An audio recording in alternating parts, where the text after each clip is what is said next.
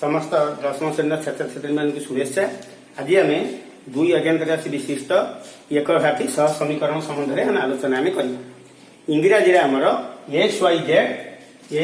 Y Z तीन गोटी रहा अज्ञात राशि आउ समस्त राशि गुड़िक 1 2 3 4 और ए बी सी डी इत्यादि सब गुड़िक ज्ञात राशि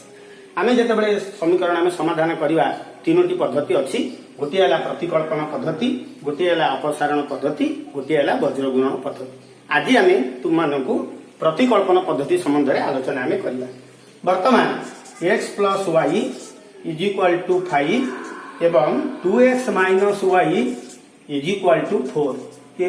समीकरण 1 नंबर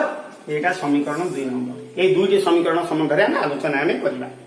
प्रतिकल्पन पद्धतिर उद्देश्य होउची जेकोसी गोटे समीकरण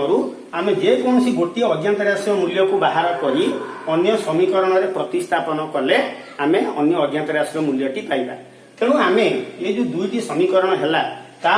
जेकोसी गोटे समीकरण जेकोसी गोटे अज्ञात राशि मूल्य को आमको बाहर करने पड़ो।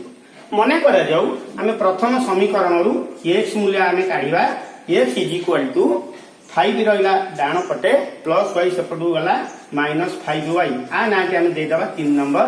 यही अज्ञात राशि x रो मूल्य टी को समीकरण 2 रे आम प्रतिस्थापन करिबा बा प्रतिकल्पन करिबा। तेणु आम x रो मूल्य बसाइले 2 whole into 5 minus y is equal to 4 बा गुणन हो गला 2 5 10 minus 2y minus y is equal to 4 बा 10 minus 3y is equal to 4 minus 3y is equal to 4 minus 10 that means minus 6 y is equal to minus 6 by minus 3 is equal to 2 y रो मूल्य आमे पाइगले आमे 2 गोटे अज्ञात राशि रो मूल्य आमे पाइगले 2 आकु आमे समीकरण ना दे देला आमे चलिबो। यही y रो मूल्य टी को आमे समीकरण 3 रे जदी आमे बसाइबा y रो मूल्य समीकरण 3 रे बसाइले आमे कौन पाइबा ना x is equal to 5 minus y रो मूल्य 2 बसाई देले 5 minus 2 is equal to 3 last time पाइबा x is equal to 3 y is equal to 2 एटा ला गोटे पद्धति एटा ला हमर प्रतिकल्पन पद्धति सेही बळी तुम माने घरे